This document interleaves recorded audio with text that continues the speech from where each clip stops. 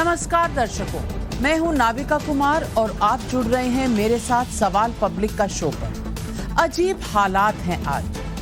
जो व्यक्ति दिल्ली का मंत्री नहीं रह सका क्योंकि उसका हिंदू विरोधी चेहरा सामने आया था, वो अब आम आदमी पार्टी का स्टार कैंपेनर बन गया है। मतलब मैसेज साफ है, हु केयर्स।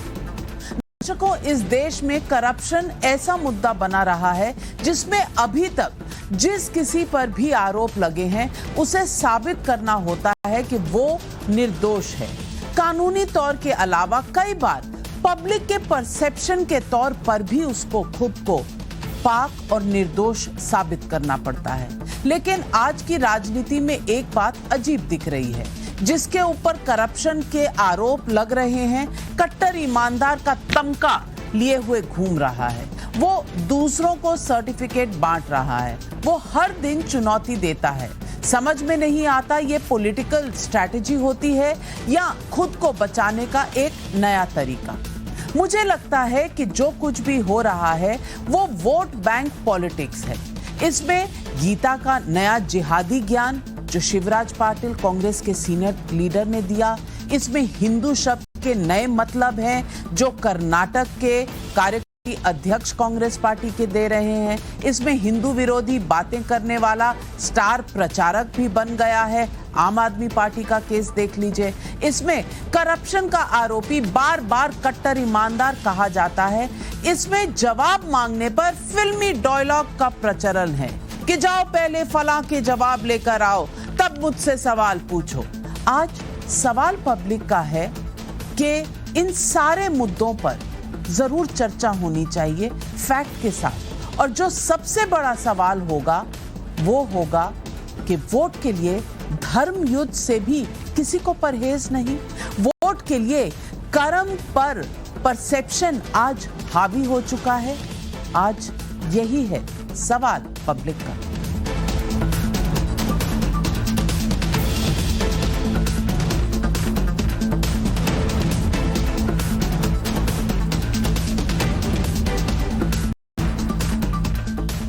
मेरे हाथ में इस वक्त कोर्ट में पेश ईडी के रिमांड लेटर की कॉपी है। दिल्ली के शराब घोटाले में सीबीआई की एफआईआर के बाद मनी लॉन्ड्रिंग को लेकर एनफोर्समेंट डायरेक्टरेट भी जांच कर रही है। ईडी ने इस मामले में पी शरद चंद्र रेड्डी और बिनोय बाबू को गिरफ्तार किया था हैदराबाद से। इन दोनों की रिमांड लेने के लिए ईडी ने कोर्ट में जो बातें कही हैं वो बेहद गंभीर हैं और इस पूरे शराब घोटाले पर नई रोशनी फेंकती है। इस रिमांड लेटर का पॉइंट नंबर 6.7 अगर आप देखें, इसमें लिखा है कि दिल्ली शराब घोटाले में जो भी 34 लोग शामिल हैं या संदेह के घेरे में हैं, इन्होंने कुल 140 फोन बदले ताकि डिजिटल सबूत नष्ट किए जा सके। संगीन आरोप है जो ईडी ने लगाया है। 34 लोगों के बीच में 140 फोन बदले गए और डिजिटल एविडेंस मिटाने की कोशिश हुई। ये बदले गए इन फोन की कीमत 1 करोड़ 20 लाख रुपए के आसपास है। 1 करोड़ 20 लाख के फोन खरीदे जा रहे थे। क्यों? सच्चाई से बचने के लिए, कम से कम ईडी को ऐसा लगता है। इन लोगों में सभी मुख्य आरोपी शराब कारोबारी, वरिष्ठ सरकारी अफसर, दिल्ली के एक्साइज मंत्री, गौर फरमाइएगा, दिल्ली के एक्साइज मंत्री और अन्य लोग संदेह में आए हुए हैं और इनके नाम शामिल हैं। यानी साफ साफ ईडी आरोपी नंबर 1 मनीष सिसोदिया को भी सबूत मिटाने के लिए कटघरे में खड़ा कर रही है। ईडी ने लिखा है कि घोटाला सामने आने के बाद ये फोन बदले गए हैं। इसके अलावा इसी रिमांड नोट के पॉइंट नंबर 6.8 में ईडी का दावा है कि एक्साइज पॉलिसी को 5 जुलाई 2021 को वेबसाइट पे डाला गया था, लेकिन इस नीति और अन्य दस्तावेज को कुछ शराब निर्माताओं को 31 मई को ही पहुंचा दिया गया था और लीक हो चुकी थी ये। इसके सबूत ईडी कहती है उनके पास है। यानी कि 1.25 महीना पहले ही कारोबारियों को दे दिया और वेबसाइट में बाद में। रिमांड नोट का अगला पॉइंट भी बेहद गंभीर दावा दिखाता है। इसमें कहा गया है कि 3048 मामलों में स्टॉक अपलोड अप्रूवल माफ कीजिएगा, रात 10 बजे से सुबह 7 बजे के बीच में दिया गया, जबकि एक्साइज डिपार्टमेंट के ऑफिस आवर्स सुबह 8 से रात 8 बजे तक होता है। यानी कि 10 बजे के बाद 12 बजे, रात के 1 बजे, 2 बजे लाइसेंस इशू हो रहे थे। ऐसा कौन सा सरकारी दफ्तर है जो इतनी रात को लाइसेंस इशू करता है, वो भी अस्पतालों के नहीं, नर्सिंग होम के नहीं, इमरजेंसी सेवाओं के नहीं, शराब के लाइसेंस। कमाल है भाई, क्या सरकारी विभाग में नाइट ड्यूटी हो रही थी? अब ऐसे में बीजेपी को बैठे बिठाए मुद्दा मिलना ही था। सुनिए बीजेपी के प्रवक्ता संबित पात्रा ने आज क्या बयान। 2 लोगों को रिमांड पे कल लिया गया है। ये बड़े बिजनेसमैन हैं, ये अरविंद केजरीवाल जी के दोस्त माने जाते हैं, मनीष सिसोदिया जी के खास हैं। हैदराबाद से इन बिजनेसमैन को गिरफ्तार किया गया है और इनके गिरफ्तारी के पीछे का मुख्य उद्देश्य है कि जो दिल्ली की आबकारी नीति थी, जो दिल्ली की एक्साइज पॉलिसी थी और ये जो शराब घोटाला मनीष सिसोदिया जी ने किया है, किस प्रकार से परत दर परत ये परतें खुल रही हैं। जब ये पूरा विषय एक घोटाले के नाते आगे आने लगा और सीबीआई की जांच इस पे बैठा दी गई, तो आपको जान के आश्चर्य होगा कि लगभग 140 मोबाइल फोन्स बदले गए। लगभग 140 मोबाइल फोन 34 लोगों ने बदला है और इसमें एक्यूज्ड नंबर 1 कोई है तो उसका नाम है मनीष सिसोदिया। मई 31, 2021 को, 1 महीने पहले, ये पूरी नीति की जो कॉपी थी, the copy of the whole excise policy which was declared on 5th of July 2021 was in fact leaked। इसे लीक कर दिया गया था, इसे दे दिया गया था पहले से ही मनीष सिसोदिया के मित्रों को। शराब घोटाले के सबूतों को मिटाने की कोशिश का दावा ईडी ने कोर्ट में भी किया है और इस दावे में एक पूरा दिन बीत चुका है, लेकिन ना तो आम आदमी पार्टी का, ना अरविंद केजरीवाल का और ना ही मनीष सिसोदिया का कोई रिएक्शन इस मुद्दे पर आया है। बस एक ट्वीट आया था मनीष सिसोदिया जी का, ये कहते हुए कि इधर उधर की बातें मत करो, कुछ मिला है तो बताओ। लेकिन शराब घोटाले के मुद्दे पर चुप्पी साध रहे हैं आज आम आदमी पार्टी के सभी नेता, लेकिन केजरीवाल जी ने आज 10 चुनावी गारंटी जरूर दे दी। दिल्ली के एमसीडी चुनावों में उन्होंने दिल्ली को गारंटी दी कि कूड़े के पहाड़ खत्म हो जाएंगे, वसूली बंद हो जाएगी, पार्किंग समस्या खत्म हो जाएगी। बड़े बड़े वादे हैं। केजरीवाल राजनीतिक मुद्दों पर बीजेपी को घेरने में कोई कसर भी नहीं छोड़ रहे। सुनिए उनका आज का ये बयान। चलो, इन्होंने जो प्रॉमिस किए थे वो तो नहीं किए। इन्होंने दिल्ली वालों की जिंदगी हराम करने में कोई कसर नहीं छोड़ी। इन्होंने लोगों के काम रोकने में, दिल्ली सरकार के काम रोकने में, दिल्ली वालों की जिंदगी तबाह करने में कोई कसर नहीं छोड़ी। इन्होंने दिल्ली के कामों को रोकने में कोई कसर नहीं छोड़ी। दिल्ली से लेकर गुजरात तक केजरीवाल बीजेपी के लिए चुनावी चुनौती बनने की पूरी रणनीति बनाकर बैठे हैं। लेकिन एक ओर शराब घोटाले जैसा मुद्दा है और दूसरी ओर हिंदू विरोध का जो आरोप बीजेपी उन पर लगा रही है, उस पर आम आदमी पार्टी ने एक और बहाना बीजेपी को दे दिया है। आम आदमी पार्टी ने दिल्ली एमसीडी चुनाव में स्टार प्रचारकों के लिस्ट जारी कर दी। उसमें 30वें नंबर पर राजेंद्र पाल गौतम का नाम है। ये वही राजेंद्र पाल गौतम है जिन्हें हिंदू देवी देवताओं के खिलाफ शपथ पर दिल्ली सरकार के कैबिनेट से बाहर का रास्ता दिखाया गया था। हिंदू विरोधी बयानों पर फिर घिर चुके गुजरात आम आदमी पार्टी के अध्यक्ष गोपाल इटालिया ने भी आज कातरगाम सीट से अपना नामांकन भरा है। तो आज पब्लिक पूछ रही है, पब्लिक का यही सवाल है कि करप्शन का जवाब मांगने पर एंटी हिंदू आरोपी स्टार प्रचारक बन जाता है। सबूत मिटाकर कट्टर ईमानदार बनने का आरोप कितना सही है? और सवाल नंबर 3, क्या लोकल टू राष्ट्रीय चुनाव तक वोट का आधार सिर्फ धर्म युद्ध है? यही है आज पब्लिक के सवाल। और आइए आज पब्लिक के सवालों का जवाब लेते हैं। हमारे साथ जुड़ रही हैं शाजिया इल्मी, प्रवक्ता हैं बीजेपी के, डॉक्टर ईशान त्रिवेदी राजनीतिक विश्लेषक हैं, अकील खान राजनीतिक विश्लेषक हैं, अजय वर्मा नेता कांग्रेस के हमारे साथ थोड़ी ही देर में जुड़ेंगे, करण वर्मा राजनीतिक विश्लेषक मेरे साथ स्टूडियो में मौजूद है। सबसे पहले मैं पूछना चाहती हूं शाजिया इल्मी जी से। शाजिया इल्मी जी, क्या चुनाव का वक्त होता है तो धर्म युद्ध निकल आता है कहीं ना कहीं से? कोई ना कोई ऐसी बात कर देता है, चाहे वो कांग्रेस पार्टी हो जो टाइटलर को लेके आ जाता है, सिखों के नरसंहार के बारे में कोई एक्सप्लेनेशन नहीं है, या शिवराज पाटिल होते हैं जो कहते हैं गीता में कृष्ण ने जिहाद का पाठ पढ़ाया था। दूसरी तरफ राजेंद्र पाल गौतम है जो हिंदू देवी देवताओं के खिलाफ शपथ लेते हैं और अब स्टार कैंपेनर में है। और करप्शन के मुद्दे पर तो सब एक दूसरे को कह रहे हैं, अरे भाई तुम बताओ तुम्हारे पास क्या है? ईडी तो बीजेपी का एक हथियार भर बन के रह गया है। इन तमाम बातों के बीच में पब्लिक कहां है? शाजिया इल्मी, आप जवाब दीजिए, आपको मैं 30 सेकंड का समय देती। देखिए, मुझे लगता है पब्लिक को पूरी तरह से इस बात का अंदाजा है कि किसके लिए क्या है धर्म युद्ध, और जो हम देख रहे हैं उसको आप धर्म युद्ध तो कतई नहीं कह सकते राविका जी, यह है अधर्म युद्ध, और अब सबको दिख रहा है साफ साफ। और देखिए, भ्रष्टाचार तो हम लोग ने बहुत सालों से देखा है, और इसी को मिटाने के लिए एक आंदोलन ने, देश ने एक आंदोलन को देखा, हम सब कई लोग उसमें शामिल हुए।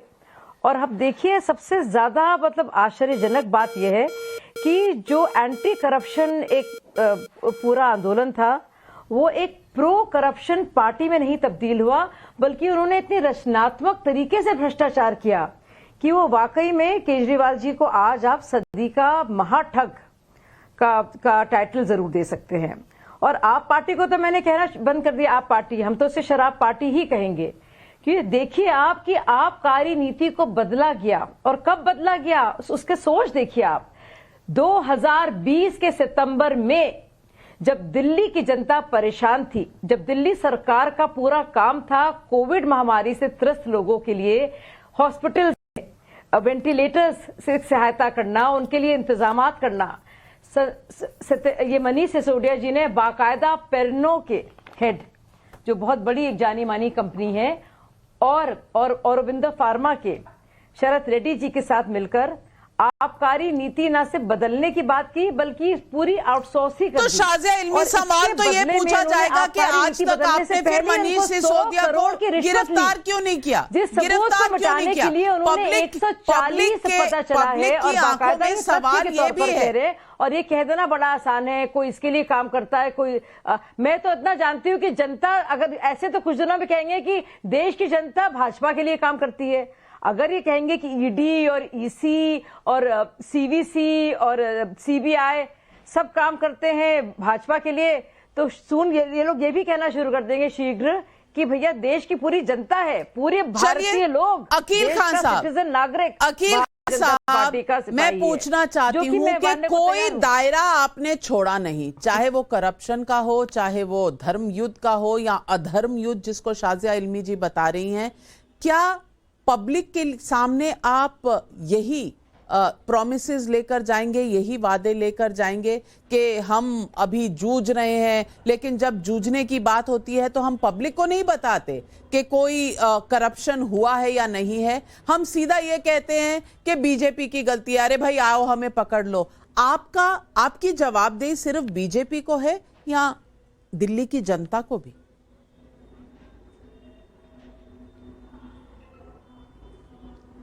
रविका, आप मुझे पूरा टाइम देंगे, बीच में इंटरफेयर नहीं करेंगे प्लीज। इन्होंने जो बोला है ना, उसका एक एक बात का जवाब मेरे पास भी और देश की जनता के पास भी है। सबसे पहली बात, 8 साल में इनका क्या परफॉर्मेंस रहा है मोदी सरकार का? देश की सबसे भ्रष्ट लोग पूरे बीजेपी के अंदर घुसे हुए हैं, और ये देश को गुमराह करके they can fool some people for some time but not all the people all the time। और अब वक्त आ गया है कि इनको जो है इनके किए कर्मों का, इनके दुष्कर्मों का, इनके बुरे कर्मों का फल मिलना शुरू हो गया है। और जो पंजाब के अंदर इनको मिल चुका है और अभी गुजरात के अंदर मिलने वाला है, और इसकी वजह से इतने परेशान है। आप ये बताइए 8 साल में इन लोगों ने क्या किया है देश के अंदर। 8 साल के अंदर 10,63,000 करोड़ का घोटाला करके इन्होंने देश को बर्बाद किया है। और 10,63,000 करोड़ में पूरे देश को 10 साल तक, देश के गरीबों को 10 साल तक बिजली, पानी, शिक्षा, आप सबूत दीजिए, ये सब फ्री दिया जा आप सकता था। सबूत लेकिन मोदी दीजिए, जी आप कहाँ है सबूत 15 लाख रुपए? आप नहीं, सबूत बताइए। दीजिए।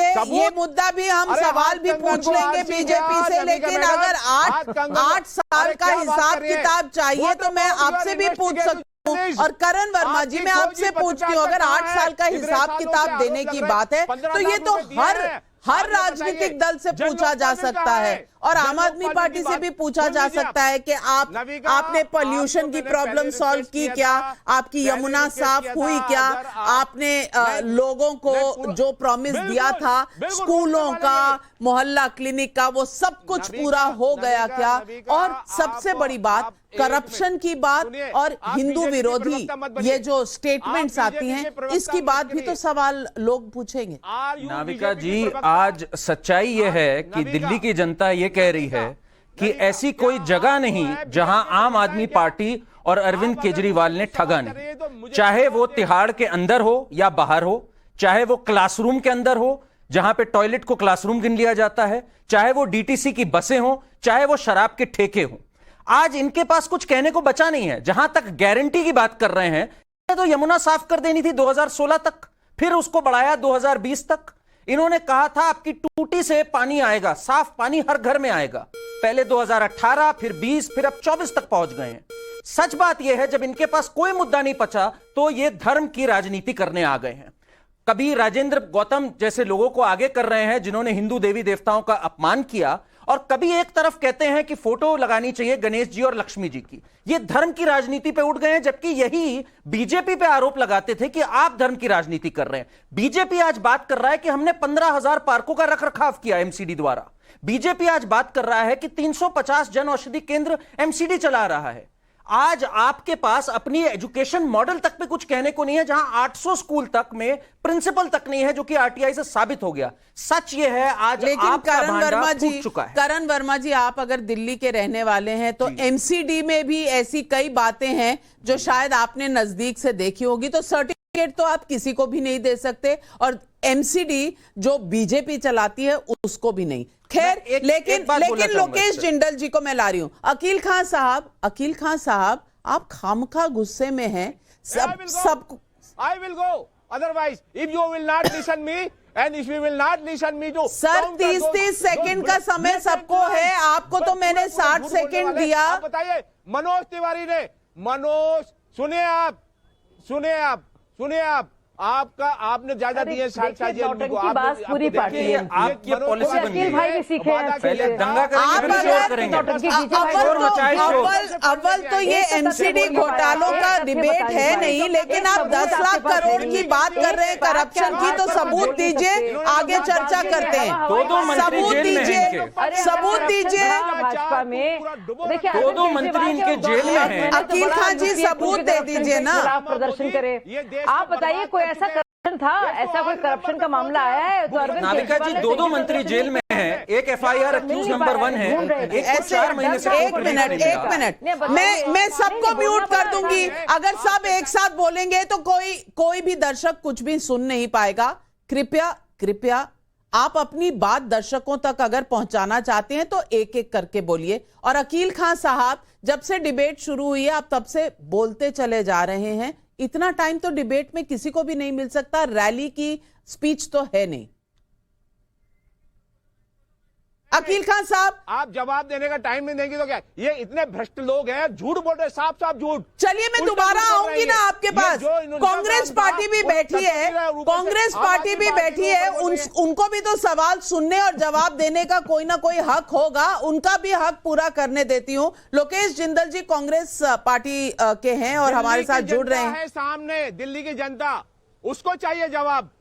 दिल्ली की जनता को जवाब चाहिए, जवाब। जी, जवाब ले रही हूं उससे। और आप अगर दिल्ली की जनता को बहुत कुछ बताना चाहते हैं तो आप सबूत लेकर आइए, आपकी सारी बातें यहां दिल्ली की जनता के सामने रख दूंगी। लेकिन लोकेश जिंदल जी, मैं ये पूछना चाहती हूं कि क्या किसी भी चुनाव में करप्शन पर कोई जवाबदेही नहीं होनी चाहिए? और ये जो रोज रोज निकल के आते हैं इस तरह की बातें, धर्म युद्ध जो शुरू हो जाता है, कोई कहता है मैं हिंदू हूं, कोई कहता है अब हिंदू जो है उसका तो शब्द का अर्थ ही बहुत ही गंदा है, कोई कहता है गीता में जिहाद सिखाया जाता है, और कोई शपथ लेने लगता है हिंदू देवी देवताओं के खिलाफ और फिर स्टार कैंपेनर बन जाता है। मैं पूछना चाहती हूं कि क्या जनता को इन दोनों बातों का कोई जवाब मिलेगा कि आपने वादे पूरे किए कि नहीं? और दूसरी बात, करप्शन पर आपका रिकॉर्ड क्या है?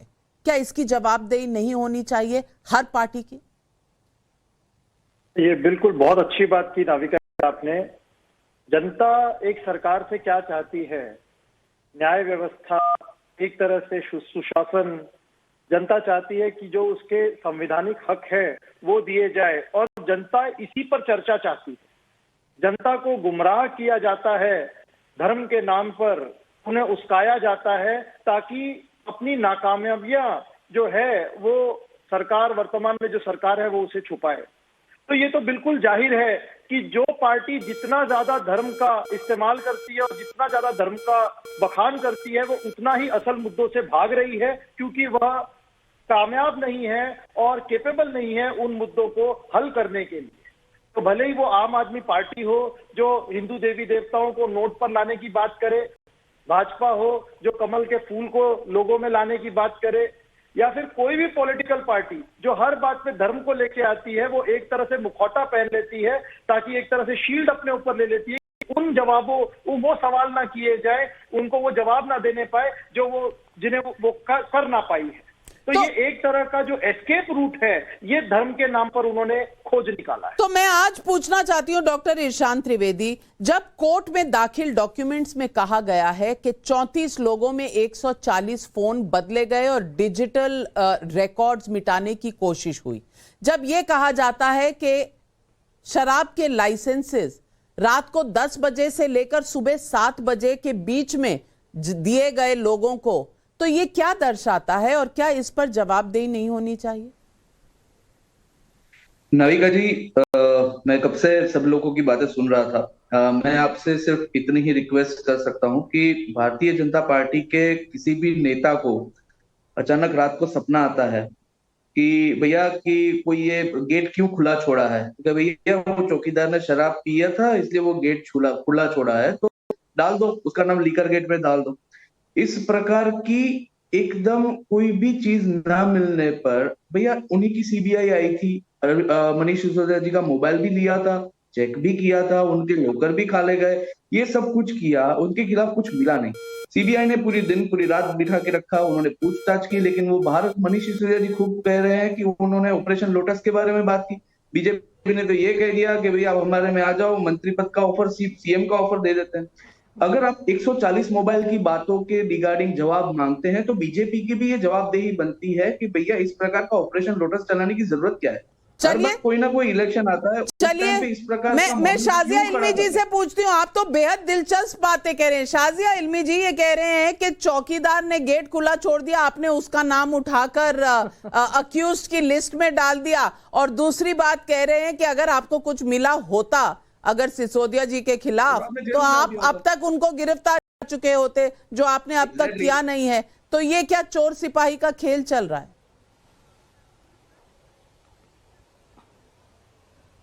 नहीं, कोई चोर सिपाही का खेल नहीं चल रहा है। अगर भाई साहब अखबार पढ़ रहे होते तो उनको पता होता क्या कुछ हो रहा है, और वो बताते हैं, इसका जवाब वो दे कि जो 2 व्यापारी हैं, शराब माफिया के जो लोग हैं, इनकी गिरफ्तारी आखिर क्यों हुई, और वो 34 लोगों की क्या मजबूरी थी कि वो डिजिटल फुटप्रिंट हटाना चाह रहे थे और इसके चलते उन्होंने 140 मतलब 1 करोड़ से ज्यादा की लागत के इतने फोन होंगे, क्योंकि जाहिर है अमीर लोग हैं, खास पार्टी, खास आदमी पार्टी है, इसीलिए सब लोग खास रहे हैं यहाँ पे। और मैं कोई पन नहीं बना रही हूँ, मैं सच कह रही हूँ, खास के लोग जवाब देंगे इनका। लेकिन मैं सवाल इनसे पूछना चाह रही हूँ भाई साहब से। भाई साहब, सबसे पहले तो आयकर नोटिस ने 144 करोड़ रुपए जो चुनिंदा विक्रेताओं को दिए गए थे, ब्लैक लिस्टेड कंपनीज के, नहीं आपको चुनना पड़ेगा थोड़ा सा आपके एक का मैं पोल खोलूंगी बहुत प्यार से, क्योंकि मेरे पास तो तथ्य हैं और ये तथ्य सामने आए हैं। तो आप इसको बताइए कि इसका जवाब क्या है कि 144 करोड़ रुपए दिल्ली की जनता, जो राजकोष है दिल्ली का, उससे उन विक्रेताओं को दिया जाता है, पहली बात। अब जो 100 करोड़ का उससे पहले आबकारी नीति को बदलने के लिए जो आउटसोर्सिंग की गई थी इन 2 लोगों के थे और तीनों लोगों ने पूरे चौकड़ी ने मिलकर पैसे बनाए थे। आप ये बताइए, ये पैसे का हिसाब किताब तो उन्हें देना होगा, क्योंकि ये तो सीधे करप्शन का मामला है। और सबसे जरूरी बात, जब भी, और सुनिए, अगर मनीष सिसोदिया जी को लगता है कि जब वो वहां पे गए थे, सीबीआई की इंक्वायरी हो रही थी और उनसे पूछताछ की, तो सीबीआई के लोग कह रहे थे ऑपरेशन लोटस चला रहे थे। वाह भाई वाह, बता तो रहे, बड़े रचनात्मक लोग हैं आप लोग भाई। तो उन्होंने कहा कि आप जो है रिजाइन कर दीजिए और आप बीजेपी ज्वाइन कर लीजिए। आपको पता है मनीष सिसोदिया अपनी डिपॉजिट हारते बचे थे। आपको लगता है कि हम लोग कोई भ्रष्ट विरोध भी ऐसे किसी भ्रष्ट पर एक सवाल जरूर उठता है। और अकील खान साहब, मैं सवाल आपसे पूछना चाहती हूँ, कि इरशान त्रिवेदी जी बार बार कह रहे हैं कि ऑपरेशन लोटस हुआ। अगर ऑपरेशन लोटस हुआ और फोन आया था, तो वो फोन कॉल और वो सबूत आज तक दिल्ली की जनता के सामने क्यों नहीं रखा गया, गुजरात की जनता के सामने क्यों नहीं रखा गया? नबिका भाई साहब, पेन्नी वाइज डराइए मत। पेन्नी वाइज कौन फुलिश, ये जो सुनिए आप, ये कहावत है यहाँ पूरी तरह से लागू होती है बीजेपी सरकार के ऊपर। लाखों करोड़ों के इन्होंने घोटाले किए हैं और जिसका कोई सबूत ही नहीं है। सीबीआई ने साफ साफ बोल दिया हमारे पास कुछ नहीं है, और ना ही मनीष सिसोदिया के खिलाफ इसके प्रमाण मिले। घूमते थे ना, उसमें भी क्या हुआ सबूतों का? और 1 करोड़ का जो घोटाला हुआ वो दूसरे लोगों ने आपस में किया। अकील खान साहब, मुझे समझ नहीं आ रहा कि मैं हंसूं या रो। आप कह रहे हैं लाखों करोड़ों के घोटाले हुए हैं, एक घोटाले का तो कुछ सबूत सामने रख दीजिए। आपने कहा ऑपरेशन लोटस चलता रहा है, तो कम से कम ऑपरेशन लोटस का ही सबूत रख दीजिए। दिल्ली की जनता आपको शाबाशी देगी कि आपने पर्दाफाश किया है। आप देते क्यों नहीं है सबूत? ये व्यूअर क्राई कर रहे हैं, ये कुछ नहीं करे नबिका। अरे नबिका मैडम, आप सबूत मांग रहे हैं, आप इन्वेस्टिगेट, अरे भाई कुछ तो सच बोल दो, गलती से तथ्य निकल जाए आपके मुंह से। आप क्यों नहीं करती हैं उनको? अच्छा चलिए, कितने दिनों से चल रहा है ये प्रोग्राम, और हमने ये भी मैं ही कर लेती हूँ। आप लोग सरकारें चलाइए, आपस में कुश्ती कीजिए और इन्वेस्टिगेशन भी हम कर लें, सारा काम भी हम कर लें। करण वर्मा जी आप ये बताइए, अब जर्नलिस्ट से इन्वेस्टिगेटर भी हमें ही बनना पड़ेगा। आरोप ये लगाएंगे कि लाखों करोड़ों के करप्शन के घोटाले हुए बीजेपी द्वारा, और सबूत हम लाएंगे, सबूत इनके लिए हम लेकर आएंगे। करण वर्मा जी, अब इसका क्या औचित्य है? नाविका जी, ये अकील खान साहब जो हैं कुछ ज्यादा ही रचनात्मक हो गए हैं। जिस तरह से शराब का खुला प्रवाह हुआ है दिल्ली में, आज हम उसका एक सामने असर देख रहे हैं कि क्या हो सकता है उसका सेवन करने से। इनको मैं बता दूं, ये पृथ्वी है, हम लोग पृथ्वी पे हैं इस समय, ये एक अलग दुनिया में अलग चीजें देख रहे हैं, इनका अलग दृष्टिकोण है। तो मैं उनके बारे में क्या कहूं, पर मैं एक बात यहां पर जरूर कहूंगा कि आज आपको अगर ऐसा लगता है कि उनके साथ अन्याय हो रहा है, वो कोर्ट में जाकर FIR क्यों नहीं क्वॉश कराते? बार बार ये कहना कि हमारे साथ राजनीतिक विद्वेष हो रहा है, हमारे को टारगेट किया जा रहा है, ये अक्यूज नंबर 1 है FIR में मनीष सिसोदिया। अरोड़ा जी अब एक अप्रूवल टर्न हो चुके हैं, इनके विजय नायर आज भी जेल में बंद हैं, जो इनके कम्युनिकेशन इंचार्ज थे। तो आपके पास आज कोई नैतिक अधिकार नहीं रह गया ये कहने का कि हमारे साथ राजनीतिक विद्वेष हो रहा है। ये भी सब आरोप हैं, जब तक प्रूव होगा तब तक पता चलेगा। लेकिन ये आरोप तो कब से लग रहा है। और इरशान त्रिवेदी जी, मैं आपसे पूछना चाहती हूँ, ये आरोप आपने कई बार लगाया कि ऑपरेशन लोटस में खरीदने की कोशिश हुई, उसका ही कोई सबूत दे दीजिए ना। मैडम, सीबीआई हेडक्वार्टर के सामने ये बहुत मजेदार है, इसके हम सुनना माननीय चाहते हैं। उप मुख्यमंत्री बोलिए श्री भाई साहब। अगर ऐसा पब्लिक प्लेस में सारे मीडिया के सामने ऐसा बोल रहे हैं तो उसकी एक पूरी जिम्मेदारी के साथ अगर वो बोल रहे हैं तो वो जवाबदेही भी सीबीआई को दे दीजिए। उन्होंने दी भी, उन्होंने बोला कि हम इन्वेस्टिगेट करेंगे, तो वो इन्वेस्टिगेशन कहां पहुंची? वो इन्वेस्टिगेशन नहीं पहुंची कहीं पे भी, तो उसके बारे में भी चेक किया जाए। और दूसरी बात कि जिस तरीके से वर्मा साहब अभी रहे हैं, वर्मा साहब अकील खान सर को ऐसा बोल रहे हैं कि आप ऐसे दारू का सेवन व्यक्तिगत हो रहे हैं। मान ली सोचिए, भारतीय जनता पार्टी की राजनीति करने पर उन्होंने खुद अपनी आबकारी नीति को वापस किया, आ जाने से रोक नहीं सकती। एक सीनियर बंदे को कोई भी बंदा ऐसे बोलेगा, आप सोचिए कि भारतीय जनता पार्टी के प्रचारकों की राजनीति उप मुख्यमंत्री भाई तो आरोपी नंबर 1 है। ये मेरा ऐसा कहना है कि पूरी तरह से भारतीय जनता पार्टी खुद भ्रष्ट है और वो भ्रष्टाचार के आरोप में इतने लिप्त है। इस बात पर शाजिया जी मैं आपसे पूछूंगी, आप सीरियसली नहीं लेंगे भ्रष्टाचारी को या जो अक्यूज्ड है, तो आप सुकेश चंद्रशेखर को इतना सीरियसली क्यों ले लेते हैं? सुकेश चंद्रशेखर 5-5 चिट्ठियां लिखते हैं तो बीजेपी वो 5 चिट्ठियां दिखाती है। अब सुकेश चंद्रशेखर से बड़ा महाठग तो कोई है नहीं, ये तो एजेंसी बता रही है, तो उस पर इतना विश्वास आप क्यों करती हैं शाजिया जी?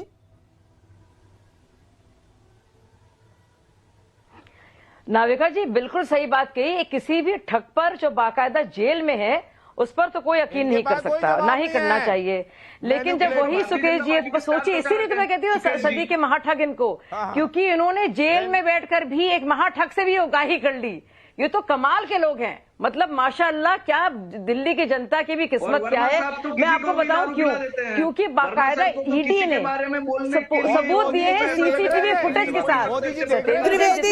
त्रिवेदी जी थोड़ा सा सुन भी लीजिए, सिर्फ बोलने से काम नहीं चलता, थोड़ा सुन लीजिए। गवाहों को सुनिए, गवाहों को बुलाकर सुनिए, नहीं सुन लीजिए मेरी बात को, गवाहों को बुलाकर हवाला मामले में अपने वो बाकायदा उनको भटकाने की कोशिश कर रहे हैं और उनको प्रलोभन दे रहे हैं कि वो ऐसा ना करें, इन्फ्लुएंस कर रहे हैं। और ये प्रमाण बाकायदा सीसीटीवी फुटेज के जरिए ईडी ने कोर्ट को दे दिया है। मतलब वो अब कहेंगे सीसीटीवी फुटेज भी भारतीय जनता पार्टी के इशारे पे काम करती है, लेकिन कैमरा कुछ और दिखाता है। पब्लिक के सवाल आ रहे हैं। करण वर्मा जी मैं आपके पास आ रही हूं, पर पब्लिक सवाल पूछ रही है। करनाल हरियाणा से राम कुमार का सवाल है, जब राजेंद्र पाल गौतम को स्टार प्रचारक ही बनाना था तो मंत्री पद से हटाया क्यों? जवाब देंगे अकील खान साहब? क्या जबरदस्त पतन, ओफो। नबी का आप फिर मैं बोलूंगा, आपके इतनी बड़ी आपकी जो है मीडिया चैनल है, आपको इतना सा भी पता नहीं कितनी बार बोला जा चुका है कि उनको हटाया नहीं गया, हटाया नहीं गया, हटाया नहीं गया। वो खुद रिजाइन किए हैं और उस वक्त अरविंद केजरीवाल गुजरात में चुनाव में बिजी थे, उनको पता भी नहीं था, इस चीज का पता भी नहीं था कि ये मतलब इस तरह का जो हो रहा है उसका, और ये पहली बार हो रहा है। फडणवीस साहब जो चीफ मिनिस्टर गुजरात महाराष्ट्र के, उन्होंने तो बाकायदा इसका ऑर्गेनाइज किया नागपुर के अंदर, अच्छा लेख लिखवाया है और उसके अंदर उन्होंने वादा किया है कि पूरे नागपुर के अंदर हम जो है इसका मॉन्यूमेंट बनाएंगे। ये आप कहां है? उन्होंने रिजाइन किया 2015 की बात है, अक्टूबर 23 2015 में फडणवीस साहब चीफ मिनिस्टर ऑफ महाराष्ट्र ने ये किया है। और उस अगर इतना यकीन था तो हटाया क्यों? और अगर हटाया नहीं तो रेजिग्नेशन एक्सेप्ट क्यों किया? वो तो बहुत अच्छे आदमी है, रेजिग्नेशन क्यों एक्सेप्ट कर लिया आपने? मैं बता देती हूँ आपको, मैं बताऊँ इसकी वजह मैं बता देती हूँ, बहुत साफ है। गुजरात में जानते हैं बड़े बड़े ढींगे हाथ रहे थे, कुछ हो नहीं रहा वहां पे ना। पहले तो बात कर ली उन्होंने, देखिए ये वही लोग हैं, वक्फ बोर्ड को देने के लिए पैसा उनके पास बहुत। शाजिया जी, अकील खान साहब क्या जवाब दे रहे हैं मैं सुनना चाह रही हूँ। शर्जील इमाम इनके साथ साथ घूमते हैं। नहीं सुनिए, जब गुजरात के अंदर परेशानी हो रही है तो फिजूल के चीजें या फिजूल के आरोप लगा करके देश का ध्यान भटकाने के लिए कुछ नहीं है। देश का ध्यान 108 नंबर पे पहुंच चुकी है हमारी भूखमरी देश की, पूरे दुनिया के अंदर आपकी हंसी उड़ रही है और आप यहाँ पे आकर के बेवकूफ बना रहे हैं देश की जनता को। राजेंद्र पाल गौतम को हटा शेयर कर रहे हैं, तफरीह कर रहे हैं। अकील खान साहब, गुजरात में बीजेपी को परेशानी ओपिनियन पोल में तो नहीं दिख रहा, ओपिनियन पोल में तो नहीं दिख रहा, आपको कैसे दिख रहा है? मंडली ये लोग कुछ भी बोल सकते हैं। अरे ओपिनियन पे सुनिए आप ओपिनियन पोल का मैं बताता हूं। जब फर्स्ट टाइम दिल्ली के अंदर इलेक्शन हुए थे ना, 5 सीटें दी थी हमें, 5 सीटें। उन ओपिनियन पोल, ये सारे वही ओपिनियन पोल है, सी वोटर, फी वोटर, ई वोटर, ये सब। अच्छा, आप किसी के बारे में नाम मत लीजिए भाई। उन्होंने क्या दिया था? 5 सीटें, और हमने सरकार, आप किसी का नाम मत लीजिए जो यहाँ है, डेफोमेशन केस आप पर होगा। हम सरकार, ये आदत है नाविका, नाम ले लेंगे, ये गाली गलौज कर देंगे, आपको लेना चाहिए, आपको लेना चाहिए। चलिए आप नहीं बताना चाह रहे, बताइए। मैं ईशान त्रिवेदी जी, पब्लिक का सवाल एक और है, भदोही यूपी से संजय मिश्रा का सवाल है। केजरीवाल जी एक तरफ चाहते हैं कि नोटों पर लक्ष्मी गणेश की फोटो हो और दूसरी तरफ देवी देवताओं के अपमान करने वाले को स्टार प्रचारक बनाते हैं। उधर गुजरात में गोपाल इटालिया को चुनाव लड़वा रहे हैं। ऐसा दोहरा रवैया क्यों? सबसे पहले तो करण वर्मा जी को अकील खान सर से माफी मांगनी चाहिए, और अगर वो माफी नहीं मांगते हैं तो वो उनकी गनीमत है, और वो ऐसा मान के अपने आप को बहुत ही महान साबित करना चाहते हैं। शराब पीने वाली बात अगर आप ना कहें, वो सच्चे उनकी नीति का ये असर हो रहा है। मैंने इनको डायरेक्ट नहीं कहा। चलिए, और बहस की मर्यादा के बाहर है, ठीक है, मान लिया अखिल, हम एक्सपंज कर देंगे, ये वाला। मैं आपको जवाब दे रहा हूँ कि सबसे पहले तो राजेंद्र पाल गौतम जी ने, हमें पता, हम पर्सनली नहीं जानते। मैंने पर्सनली कहा ही नहीं इनको।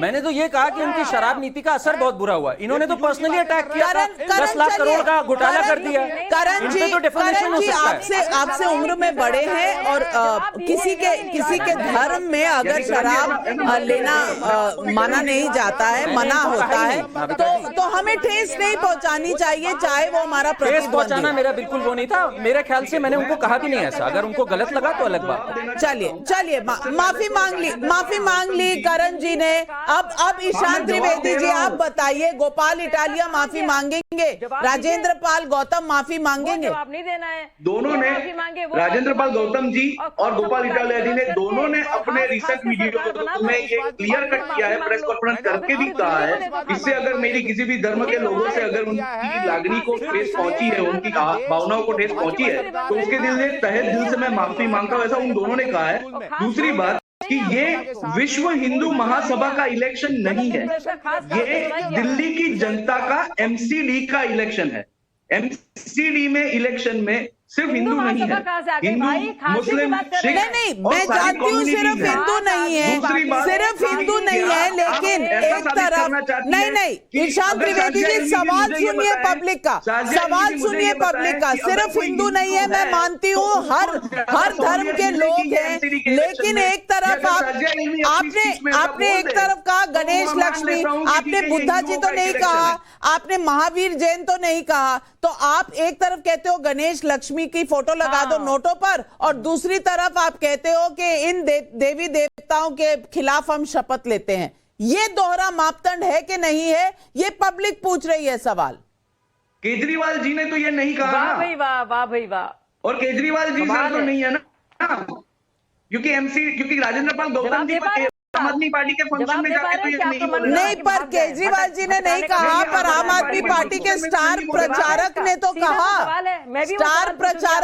कहा, राजेंद्र पाल गौतम को कभी भगा दो, उन्होंने ये तो नहीं कहा ना कि उन्होंने ऐसा तो नहीं कहा कि वो एंटी हिंदू आम आदमी पार्टी में रह के करेंगे, तो उन्होंने उनका इस्तीफा भी मंजूर किया था, तो यानी तब गलत लगा था ना, तो यानी कि आप अपने जाल में खुद ही फंस गए, तब गलत लगा था इसलिए इस्तीफा मंजूर किया था। तो करण वर्मा, आज वो स्टार प्रचारक कैसे हैं, क्या ये सवाल नहीं उठेगा? आज स्टार प्रचारक वो सिर्फ इसलिए हैं क्योंकि वो हिंदू विरोधी वोट को कंसोलिडेट करना चाहते हैं। एक तरफ बात करेंगे गणेश लक्ष्मी जी की तस्वीर होनी चाहिए, और दूसरी तरफ ये एक वोट बैंक की राजनीति कर रहे हैं। आज इनके पास दिखाने को कुछ बचा नहीं है, इनके सारे वादे गलत साबित हुए हैं, चाहे चाहे वो यमुना की सफाई हो, चाहे वो पराली के इंसिडेंट्स कम करना हो पंजाब में, एक फेल्ड मॉडल है आपका गवर्नेंस का।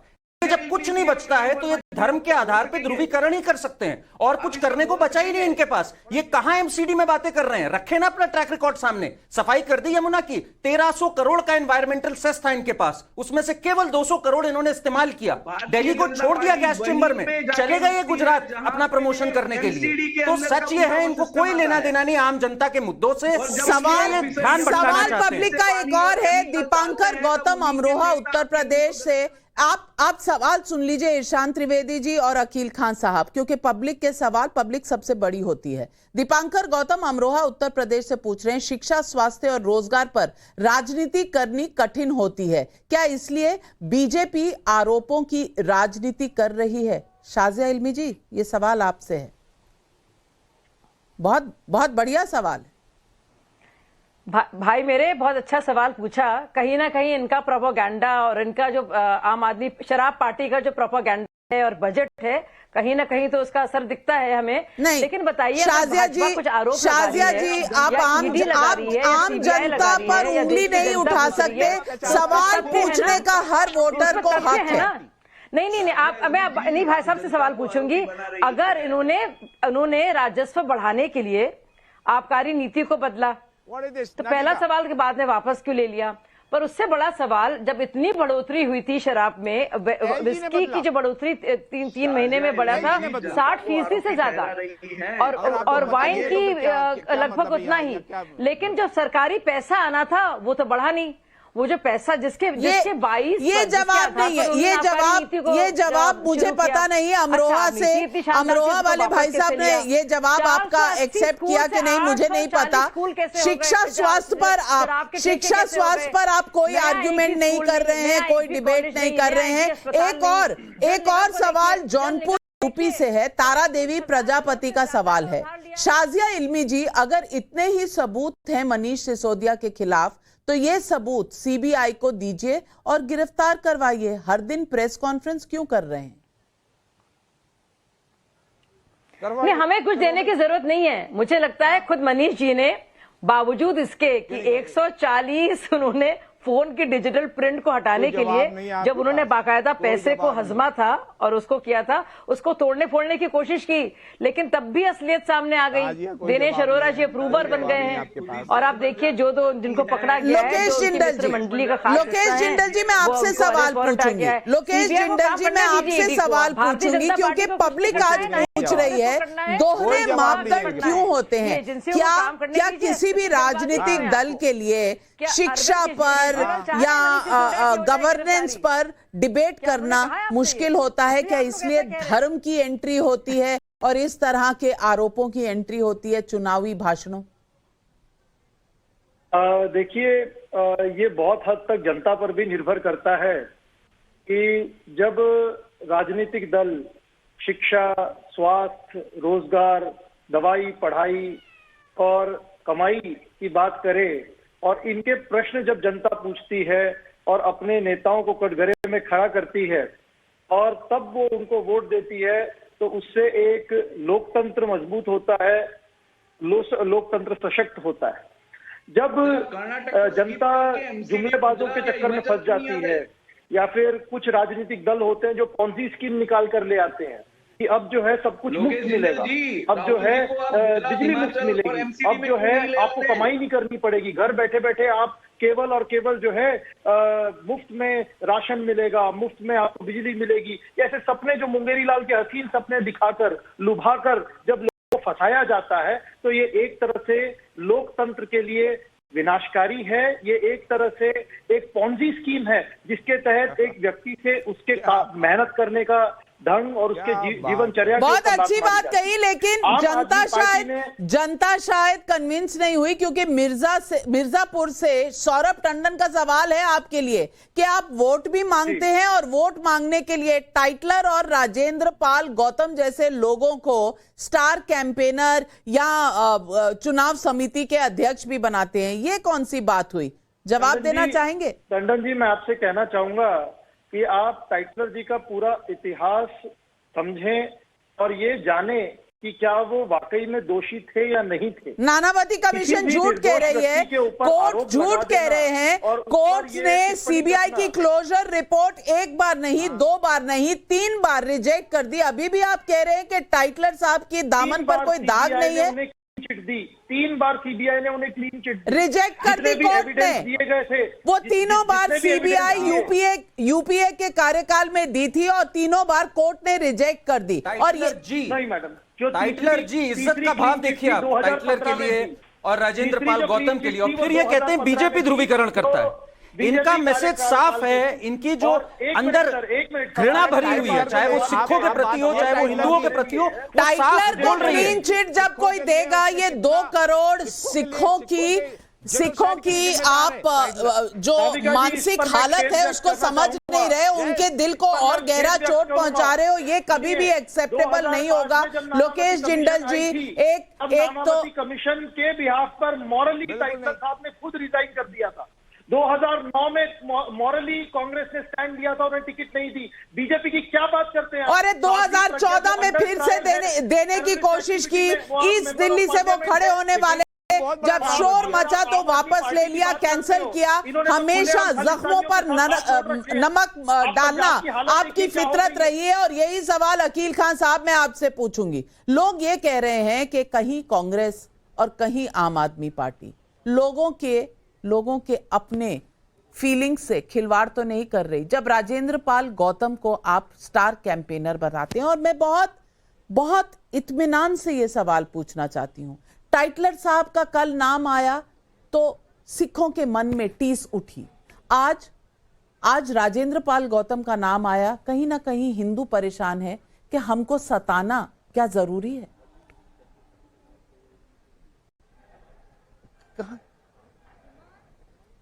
नबिका, मैं जवाब दूंगा, आप पूरा सुनिएगा, ठीक है ना।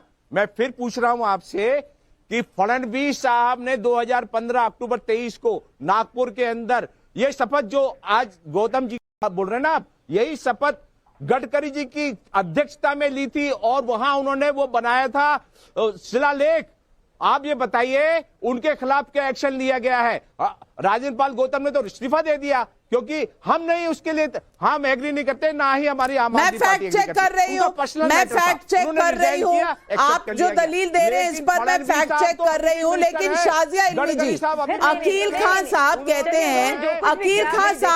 हैं कि राजेंद्र पाल गौतम ने इस्तीफा तो दे दिया, बात खत्म हो जानी चाहिए। क्या इस्तीफा देने के बाद स्टार कैंपेनर बना देना क्या जख्मों पे नमक छिड़कना नहीं है? वो तो उन्होंने बदले नहीं, तब भी आपने उनको स्टार कैंपेनर बना दिया। तो क्या आपने स्टार कैंपेनर के जो विचार हैं, जो सोच है, उससे इत्तेफाक रखती है आम आदमी पार्टी कि वही हो जाएगा कि एक राजेंद्र पाल गौतम को भी रख लो, एक अमानतुल्लाह को भी रख लो, और बात कर लो हिंदुओं की, कहीं क्रिश्चियंस की, कभी देवी देवताओं के खिलाफ बोल लो, कभी बटला हाउस को फेक बोल दो, कभी सर्जिकल स्ट्राइक को फेक बोल दो। मतलब ऐसी कुछ है कि आप इत्तेफाक भी रखते हैं राजेंद्र पाल गौतम के विचार से? स्टार प्रचारक की कोई तो भूमिका होगी, जाहिर सी बात है। मैं आपकी बात अभी हमारी रिसर्च डिपार्टमेंट चेक कर रही है। डाइवर्ट करना दिल्ली के लोगों को चाहिए, नबी का दिल्ली के लोगों को चाहिए बिजली पानी शिक्षा नहीं, डाइवर्ट आप कर रहे थे भाई साहब। शिक्षा अच्छा, नागपुर में तो चुनाव हो नहीं रहे, नागपुर में चुनाव हो नहीं रहे, डाइवर्ट तो आप कर रहे थे। लेकिन करण वर्मा जी बोलना चाहते हैं। नाविका जी, ये बात बिल्कुल सही है और आपके दर्शक ने एक बहुत वाजिब सवाल उठाया। दिल्ली का दर्शक जानना चाहता है कि शिक्षा स्वास्थ्य का कौन अच्छा काम कर रहा है। मैं चाहता हूं लोगों को पता चले, बहुत लोगों को पता नहीं है। 123 डिस्पेंसरी जो एमसीडी की है, उन्होंने दिन रात काम किया कोविड काल में। 6000 एमसीडी के कर्मचारियों ने 25 घरों में छिड़काव किया डेंगू और चिकनगुनिया के केसों को कम करने के लिए। वहीं आम आदमी पार्टी ने 10 हफ्ते 10 मिनट का प्रचार किया। मैं चाहता हूं लोगों को पता चले कि वाकई में काम कौन कर रहा है। 15,000 पार्कों का रखरखाव एमसीडी कर रही है, दिल्ली की सरकार नहीं कर रही है। दिल्ली के स्कूलों में आज 750 स्कूलों में कोई प्रिंसिपल नहीं है, 2/3 स्कूलों में साइंस की पढ़ाई नहीं होती है। मैं चाहता हूं लोगों को ये बात पता चले। पॉलिसी के अंदर बताएं यमुना क्यों नहीं साफ करी? जब मैं ये बात करता हूं तब ये राजेंद्र पाल गौतम को आगे कर देते हैं, जब कांग्रेस से बात करते हैं तो वो टाइटलर को आगे करके टाइटलर को साहब और जी बोलते हैं। तो ध्यान कौन भटका रहा है, ये सवाल सबसे बड़ा आज जनता के सामने यही है। क्या शिक्षा, स्वास्थ्य, रोजी रोटी, क्या इन मुद्दों पर चुनाव लड़े जाते हैं, या चुनाव लड़े जाते हैं आरोपों और धर्म के ऊपर कंपटीशन? धर्म कोई भी हो, वो जीवन जीने की राह सिखाती है और राजनीति जीने की सहूलियत देती है और देना उसका कर्तव्य है। धर्म कई बार राजनीति के बीच आ जाता है, लेकिन धर्म के नाम पर ही पूरी राजनीति होने लगे तो कुछ तो कहीं गड़बड़ है। फिर लगता है कि आपके पास ना कोई विजन है, ना जनता के लिए कोई आपने प्लान रखा है। पिछले कुछ दिनों से जैसे देवी देवताओं की तस्वीर नोटों पर लाने की मांग, किसी धर्म विशेष को लेकर गलत बयान, उसकी खुलेआम शपथ और फिर उसकी स्टार प्रचारक के तौर पर वापसी, मैं इसे ही पॉलिटिक्स का नया प्रयोग मानती हूँ। मुद्दों से भटकाओ, जनता को उलझाओ, और ये सब वोट के लिए, जो साफ साफ नजर आ रहा है। मैं बार बार कहती रही हूं कि हर धर्म का सम्मान हो, लेकिन राजनीति में धर्म को ही वोट का आधार ना बनाएं। चाहे वो गुजरात के चुनाव हो, चाहे वो हिमाचल के चुनाव हो, चाहे वो एमसीडी के चुनाव ही हो, या देश की संसद के चुनाव। ये नव भारत है, न्यू इंडिया में विजन लेकर आए। पिछली सरकार जो नहीं कर पाई, अगर आपको जनता मौका दे तो आप उसे कैसे कर पाएंगे, इस पर बात होनी चाहिए। यही मेरा नजरिया है। और इसके साथ साथ पब्लिक में प्रोबिटी, यानी करप्शन से दूर और काम के ऊपर सबका ध्यान, क्या इसका सर्टिफिकेट आप दे सकते हैं जनता को? यही है जनता का सवाल। आज सवाल पब्लिक का पर मेरे साथ जुड़ने के लिए आपका बहुत बहुत धन्यवाद।